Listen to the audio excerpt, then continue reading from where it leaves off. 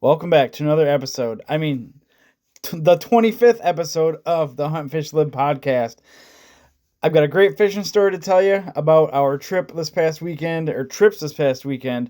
perch and bluegill fishing, as well as I want to go over and talk through the incident down in Florida last weekend involving the tarpon fisherman and that fishing guide. Let's get into it.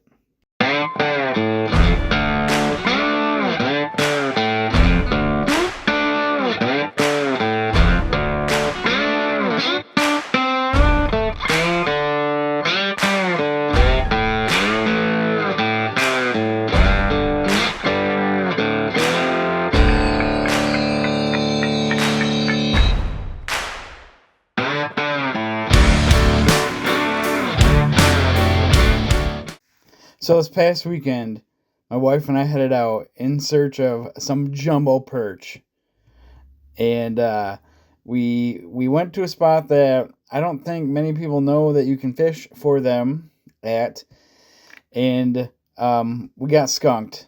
There wasn't any fish in the area that we could find.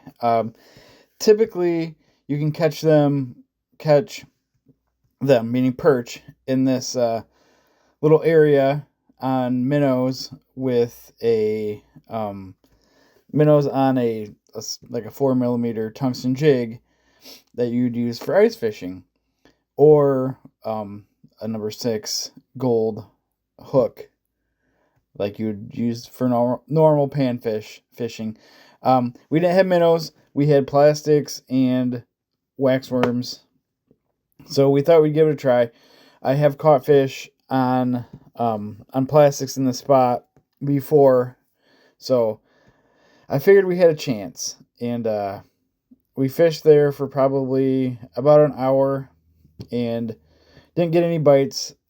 Last year when we found the spot, we noticed that the fish were always concentrated in an area, the perch were, and you couldn't just broadly cast through off the docks and find fish. They're all in a certain type of water, and we never were able to see the bottom.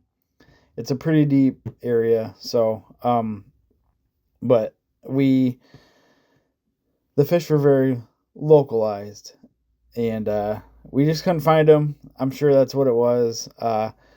Also, we didn't have minnows, and we have done the best on minnows, or with minnows in this area. So we moved on to one of our favorite spots to bluegill fish and to perch fish. And it's an area, there's a long little pier that sticks out. On one side, it is about, it goes from 6 to 8 feet of water, and on the other side, it's about 2 foot of water. So, and sandy with a few rocks. That side is not the side you want to fish on. You want to fish on the deeper side. It's weedy, and it's where the jumbo perch come in to spawn in the spring. And these fish are moving in right now. The water temperature is perfect. Low 40s to 50s, probably 40 to 50-ish. We had a good sunny day on Saturday, and a little breezy. There was wind out of the north, so we figured it shouldn't be too bad for fishing. Since we're using bobbers and light baits and light line, typically you don't need minnows there, so we headed that direction. The wind was good for the afternoon, and we caught some really nice fish. Caught some big bluegill like we typically catch in that spot, and some big perch as well. That was what we're going for, and we succeeded. We brought home 11 very nice perch, all between the biggest were 9 to 10 inches, so pretty decent for inland lakes. They're pretty decent for inland lake size. Bluegill were 7-8 inches. They're very decent too. I should say bluegill and pumpkin seed. So Yeah, those are always fun. Those bigger panfish like that put up such a good fight. I've been using 4 pound line with a 4 millimeter tungsten ice jig from Lake Effect Lures. Uh, Green Hornet is my go-to choice, and my wife was using Yaman. It's a gold base with green and orange paint. Uh, all with wax worms over there. They typically don't like plastics in that area, and we didn't have minnows, like I said, like 17 times already. We brought home about 20, 21, 22 fish that day. That was Saturday, and we had a blast. We had so much fun that Sunday came around, and we didn't have anything to do except for adult responsibilities at home, cleaning and stuff like that. Well, our daughter wanted to go fishing, so I knew exactly where we should go. It's just we went right back to where we were the day before, and the wind was coming out of the west, which we thought wouldn't be bad because it's pretty protected from the west. That was not the case. It was windy. It was really cold. She was a trooper. We packed a picnic lunch and headed out. I'm surprised she made it longer than a half hour, but we ended up fishing for about 2 hours there. The bite was tough. They were actually hitting on minnows, and everybody around us was fishing with minnows, and they were catching the big ones. We were catching a mixed bag of perch and bluegill. So, nothing really small though. A bunch of really big bluegill like the day before, and a few really nice perch like the day before. I think we only ended up with, I don't know, 10 total that day on Sunday. We got cold, our daughter got bored, and we ended up heading north a little ways to another spot where the guys are saying the bluegill or the perch were hitting and people were catching them. It's also a lake that we always go bluegill fishing to from shore and do very well all the time. So it was kind of a no-brainer for us to head north and check out a different spot. Plus, the park that we go to has a playground, and our daughter loves to play at the playground. So we headed north. It was still windy, but you can at least turn your back to the wind there if it's coming out of the west and fish and be successful and not be as cold as if it's blowing in your face. But yeah, it's fun. There were people catching fish in a different little area. There was no room over there for us to fish, so we stayed on the close side, the west side of this little marina type deal, and closer to the wind. We put together a little pattern, and my wife was able to hammer some big bluegill. I didn't really catch anything. I was kind of over it at that point, and I was trying to keep our daughter occupied without having her sit on the phone for a couple hours. So we hung out. We played on the playground for a little while, and my wife caught 10 or 15 really good sized bluegill. So we were able to fill the freezer and be ready for the next few fish fries. Looking forward to that.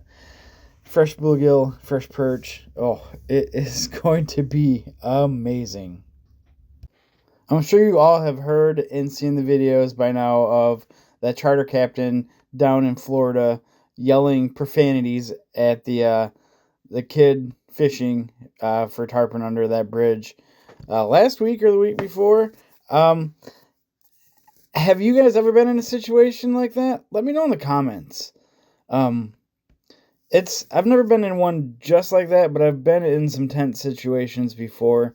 My wife and I were steelhead fishing a few times and got encroached upon by other anglers, and we were able to talk it out, and I kindly let them know that they were too close and fishing our hole. The river that we fish mostly for steelhead's kind of tight, and it's not conducive to big crowds. So typically it's one or two anglers in a hole, and that's if they had arrived together. But we never had any shouting matches, and I never swore at anybody like that boat captain did. Apparently, he was riding through all the other boats that were fishing around there in the dark, and there was another angler in a boat that gave him some lip and kind of told him off a little bit, and he did not like that. The charter captain did not like that, and came back to who he thought was the right angler in the right boat later in the day, and proceeded to swear at him, call him names, threaten him, and he eventually got on his boat and made threats before forcing the teen angler to bring him back to his boat. I don't know how I feel about that. I know that I wouldn't like it and I wouldn't appreciate it, and I don't know what I would do. Yeah, it's a tough situation for sure. In my opinion, the charter captain conducted himself very poorly and very unprofessionally. There are way better ways to handle the situation that he was put in and put himself in. As far as that kid goes, I would have been scared. I would have probably just done what he did. You can't tell someone who's freaking out like that anything that they need to listen to and do, because they have lost their mind, and there's only one thing that they need to say in here, and it's that what they need to say in here. You're not going to get through to them. It's better just to let them blow off their steam and realize that they're sounding like idiots. I have seen or heard of some fights salmon fishing on the salmon rivers in northern Michigan here. I have a buddy who's a guide, and he said that he came upon a couple guys that were trespassing last year on someone else's property, salmon fishing, and he mentioned to them that he knew the owners and that they shouldn't be there because no one has permission to fish there, and they said they did and denied everything, saying they had permission, and they definitely did not have permission to be there. Another angler pulled up. These guys were fishing from shore. The other angler was in a boat as well, and ended up getting into a fist fight with these guys. And my buddy called the DNR, called the sheriff, and they came out, didn't find him. Well, the next day, the same thing happened with these kids, or with these guys, and there's another fight, and I believe the police were involved, and I believe there was action taken as well. So it never pays to be a loudmouth talking crap to anybody and threatening people, because usually it doesn't go your way. And in the case of the charter captain from Florida, it did not go his way. He was arrested, and I guess the Coast Guard and Florida Fish and Game, or Fish and Wildlife, are involved as well, because he is a licensed charter captain on public waters. So hope it all works out for him. But the lesson learned is just keep your mouth shut. That is the best thing to do in a lot of situations. And if you decide to open it, just don't lose your cool. A lot better things can happen with calm words being spoken between two people. So yeah, just a messed up situation, and I believe it's going to cost him his business as well. So yeah, just a bad situation for sure. So a few takeaways from this episode. Anytime you're out on the water, whether you're getting paid to take people fishing or paying to fish or just fishing for fun, don't be a dick. Being nice and cordial goes a long way. Having a decent conversation goes a long way. Be nice, be kind, and remember, everyone is out there to do the same thing. Catch a lot of fish and have a good time. Also, don't be afraid to take your ice fishing tackle out onto the open water. I do a lot of pan fishing during the summertime, and I'm always using my tungsten ice jigs as well as my ice plastics. They catch fish all year round. don't be afraid to use those little teeny 3mm jigs all the way up to 5mm and any other teardrops you might need to use to catch fish. They will work, and you're going to have a blast doing it. Sometimes they work better than just a bare hook. So next time you're out fishing for bluegill, crappie, or perch, tie in one of those ice jigs you catch them on in the wintertime.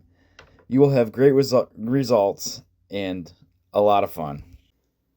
Well, that's it for this episode of the Hunt Fish Live podcast. While you're waiting for your buddy to pick you up, take you fishing, hit that subscribe button and give this episode a thumbs up. You're not going to miss the next few. We got some good ones coming up. Turkey season, bass fishing season, tournament season, and more pan fishing, deer scouting, and who knows what else.